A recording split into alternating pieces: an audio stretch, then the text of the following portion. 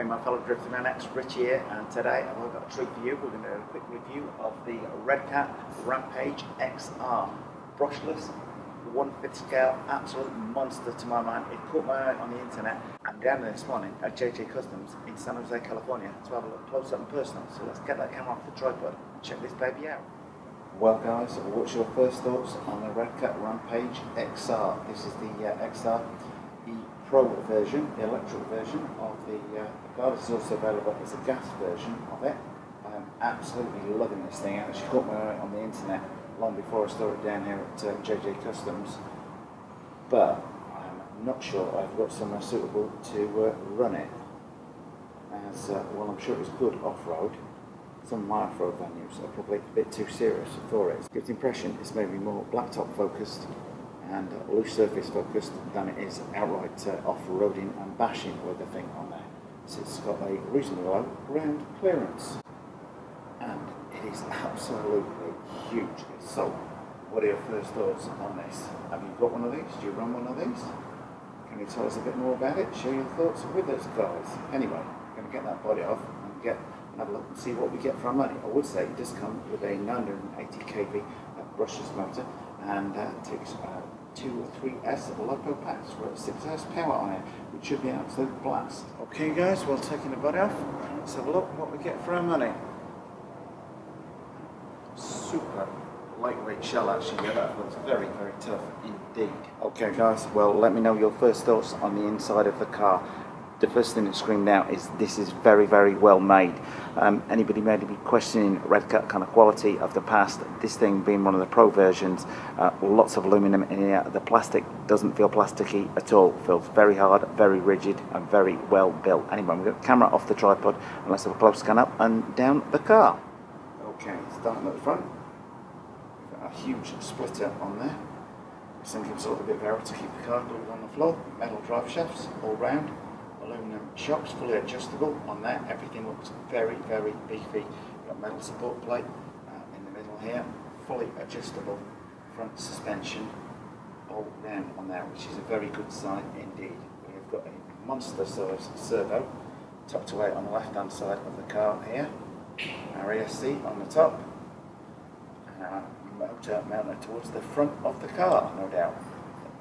Interesting to note, the motor is mounted towards the front of the car as opposed to the rear, so that's going to have quite a dramatic effect on how this thing handles. And we've got a waterproof receiver box tucked away down there on the left. Batteries, 3S as I say, we'll take a total of 6S, so 2 3S packs, one either side of this aluminum chassis, 4mm thick aluminum chassis plate on here. Looking very, very beefy, designed for some serious action on here. Rear suspension, again, aluminum shocks on there, fully adjustable. Again, the rear suspension set up fully adjustable, and just check out the size of that sway bar down there. And also note, by the way, we've also got a sway bar at the front. As I said, it's more of a road-focused car than an off-road car, although obviously these tyres are designed to give quite a bit of grip if you're blasting over loose gravel. Rear bumper. Now the thing with it is, something this big, you not really wanting to run it into anything at all, guys. So even a giant foam bumper on there isn't going to save you from any damage. You need to pay attention when driving something like this.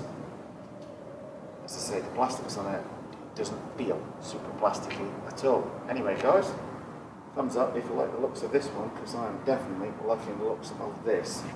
Anyway, let me have a quick look at the underside of the car. Okay, stand along the underside, it's got a huge front splitter on there. It's got a hole on the front now which will actually allow loose gravel to get thrown back out of the car, which I'm maybe guessing is the idea behind it. As I say, we've got this huge 4mm thick aluminum plate running the full length of the chassis. Again, very beefy suspension pickup points there, front and rear, and a little air dam. Anyway, let me know what you think of it, guys. Now, suspension wise, we've got about 2 inches of clearance, maybe underneath here. So as I say, it's designed for a little bit of off-road use, but it's not going for getting massive air flying off jumps, etc, etc. Let's see how well damped that thing is. Oh, that's very well damped. Very well damped indeed. That's not flying back up in there, so you're going to be able to get a bit of air, and this thing is going to be able to take a bit of air and a bit of a hit, looking at the way that's damped. Anyway, let me check out the suspension. Okay, do Richie's ubiquitous suspension test. Lift the front wheel until the rear just begins to come off the ground. Oh, and so you maybe got 1.5 to 2 inches of travel on there, which is kind of what I was expecting from this. As I say, it is mainly designed for kind of on-road use, but like blasting across a gravel parking lot would be the ideal. But nonetheless, with that amount of suspension travel on there, look at how well that is damped. Comes up nice and slow on there, so that's going to be able to take hit after hit high speed on here. I would say it would be ideally suited to a nice gravel lot to drive this thing around in. Okay, doing the same at the rear. Lift one wheel until the first front one begins to come off the ground. And yeah, again, about 1.5 to 2 inches of travel on the car. Well guys, there we have it, the Redcat Rampage XRE Pro version. On it, as I say, runs on Success, 980 kV, brushless setup, front mounted motor.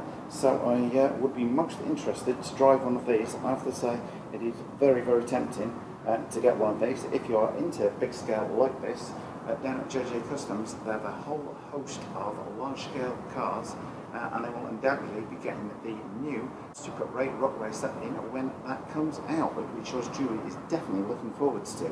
But this one has caught my eye. As ever, you want to see this car or any of the others that are in the racks behind me, they are all new and they're all on sale down here at JJ Customs in San Jose, California.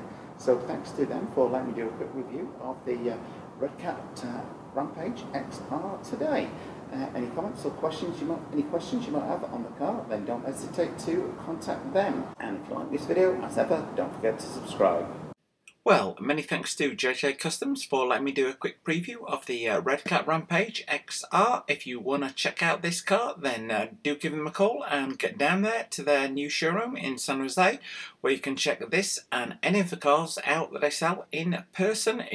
None of the cars they sell you will find boxed up. They're all out on the shelves. You can go and take them off the shelf, take the lid off, go and investigate them as much as you like. So do give them a call or check them out online.